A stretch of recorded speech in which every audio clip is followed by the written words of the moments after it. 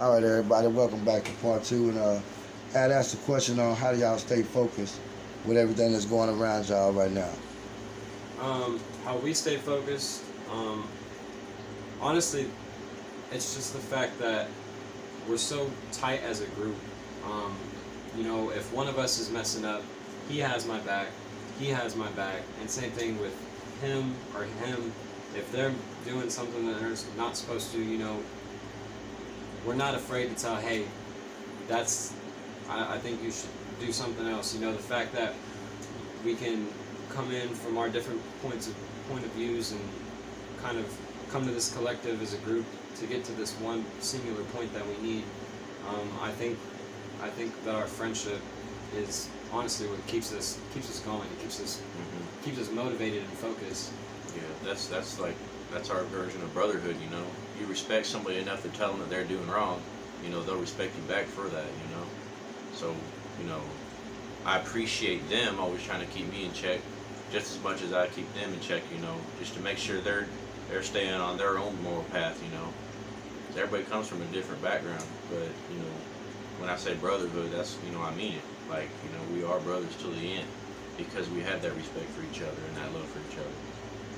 Alrighty, now left to right, give us a song and a video they can go find if they just want to look you up and see some of your work. You can find Purple Magic by Baby Ash x Little Blaze. It's a collab song that we did, and it's a teaser for our new EP, Night Walks and Nicotine. And we have Little Ferris featured on there. It's gonna have the tracks Purple Magic, I'm Gone featuring Little Ferris, and Out West with Griffin and Cam the Kid. But you just look up Purple Magic by Baby Ash and Little Blaze on any platform, Apple Music, Spotify, YouTube, and you'll find us. For me, if you want to find personally one of my most favorite songs, you look up Sinful Echoes featuring Little Blaze by Griffin, and it's going to be on all platforms, Apple Music, Spotify, SoundCloud, YouTube. I got a few other works, on all those.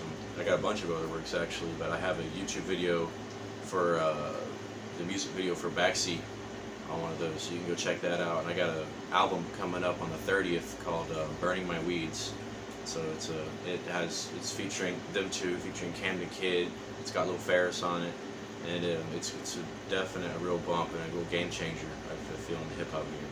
We're actually setting up a website right now called thenormalkids.com. So once we get that set up, you can find us on thenormalkids.com. We'll have all our links, all our socials.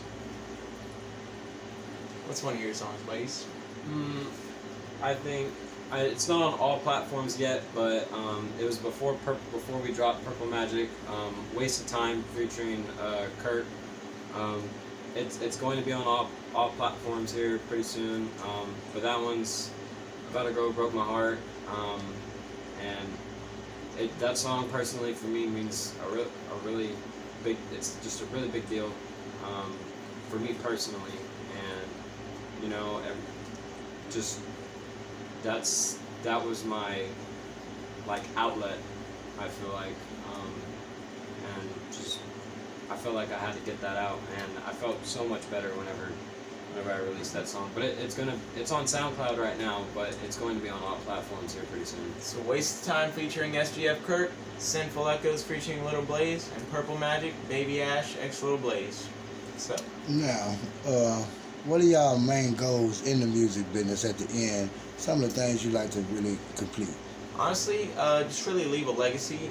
We want to get signed, so we can network within the industry and get to know the label business. We want to make lots of music videos. We want to try to collaborate with as many artists as possible.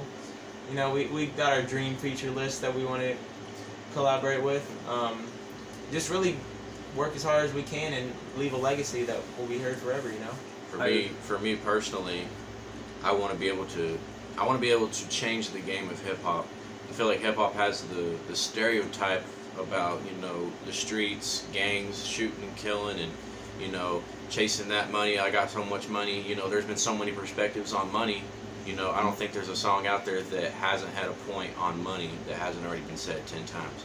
And so, me personally, I like to make music that's more relatable to the people that aren't in the streets, that aren't in the game like that, and that that there's emotional things behind their lives, and that's what I like to talk about is there's depression, there's heartbreak, and there's somebody's mental state of mind, and being able to encompass the human side of somebody instead of the street side of somebody. I feel like that's a side of music that people really like to hear, and that's what I like to encompass a lot in my music. But we also put out hype stuff too, so don't worry, not all heartbreaks. I think, the past few years has been really hard for hip hop. Whenever you lost Pete, X, Juice WRLD, King Von, Pop Smoke, there's just a missing void now in hip hop, and I feel like somebody needs to bring that back or fill that void, and it's just really hard to think about, wow, you have all of these amazing artists who changed the world, they changed the game. The big three were Pete, X, and Juice in 2017 and 2018 and 2019. Those were the main three, and then just every year was a tragedy. And the only two who are really still alive and running from that era of music, from our age, like 20-year-olds, 19-year-olds, and all that, is Trippie Redd and Ski Mask, and there's just that missing void. It's an emptiness, and you feel it in hip hop. It's a scar that never really heals, but you just get used to the pain of losing those artists, and I feel like we can come in and maybe bring that sense of that love. Whenever you have real fans who know every single song of yours, they know your whole background, and they love what you're representing, and just really being your true self. That's just something that I feel like hip hop is missing now. I agree. Really. Now, even without a street background, rapping is considered to be the most dangerous job, entertainment period. Do you guys ever think about that when you're traveling? I do think about it, and with every job there's those dangers behind it. We're all delivery drivers. That's also considered one of the most dangerous jobs, because you never know what house you're gonna pull up on, and some dude's gonna rob you at gunpoint for all that money in your pocket. And the same thing with this rap game. I feel like there's a certain with the dangers involved behind it, but being able to pick the right crowd, pick the right kind of people, because whenever you become the person that you want to be, you already have that that persona you have, so you don't need to associate yourself with things like that. And that's what we always keep in, we always tell each other that every day, is we have to keep our morals in check. Just because that rap game is like that doesn't mean it has to be. Doesn't mean that we have to be a part of what that is. Mm-hmm. And so being able to separate ourselves from that style and from that lifestyle that a lot of people live, it might seem risky, but doing that is that first step that hip hop and that rap needs to be able to get out of that stereotype and to be able to be understood as a very diverse genre of music. And so that's one of our big goals, like all together, all three of us, is to be able to do it like no other did, and to not have to do it in that dangerous lifestyle. It comes with its risks, as every job does, but whenever you are able to do it the right way and the correct way and the way you should do it as a man, then that's the way that that it needs to be executed on our part. Right. Now, how big are you guys on respect? On respect, that's everything. You can't walk up to somebody you don't know and start dissing them. Like there's a lot of people out there that'll do that, and whenever they'll start trying to talk this way. We have hate coming in our way because of certain people that we work with, and we take it as we just send respect right back. And with all three of us, there's just immense respect between us, and to the people that we talk to and the people that we know. If you don't give them respect, there's no respect given back. Yeah, and they can talk all the hate they want, and while we're still working in the studio, regardless of the hate, and I'm still gonna shake their hand, but if they're trying to hop on our train, Yeah. they're not coming. If you wanna talk disrespect to us, to what we are and what we're about, we're gonna take it like it's dirt under our ground, because we don't focus on that kind of disrespect, and we won't we're not gonna give you, like Ash said, if you come up to me, I'll still shake your hand, and I'll give you that respect right back, because that's what you need to give that spark of respect to somebody before they can give it to another person. And so being able to influence somebody about respect, because there's not a lot of respect left in this world, honestly. So giving respect to somebody is the first step to getting that respect. Being able to turn the other cheek, when they showed you hate, and show them respect and love, they'll be like, wow, why was I doing that? And then maybe they'll show a little bit of love to somebody else. And then it just starts a chain reaction, and eventually the whole world's changed. And I just also feel like with us, we respect each other so much, but we couldn't have built the trust that we have without that amount of respect. And that respect just really grounds our trust between each other. That's why we're so close, is because we respect each other's morals, and we're still gonna give our opinions and stuff to each other, but we're gonna be respectful about it. And I think that just brings us closer as a group. Really, now, what kind of advice would y'all give a young and upcoming artist thinking about being in the music game? I would say just keep doing it. You're gonna make your first song, might sound bad, then you'll make your second one, you'll make your third one, and eventually they just keep getting better and better. Collaborate with as many artists as possible. That'll bring a different flavor to your music, and just keep working. Never stop. Eventually you'll just keep making music. You'll keep getting better and better until you finally catch on. You're like, whoa, this could actually go somewhere. And you gotta know the business side of it as well as having good music. Because if you have good music but no promoting, you're not gonna really be able to go anywhere. So do your research. Figure out how to work the socials, how to get the promoting out. Enter contests.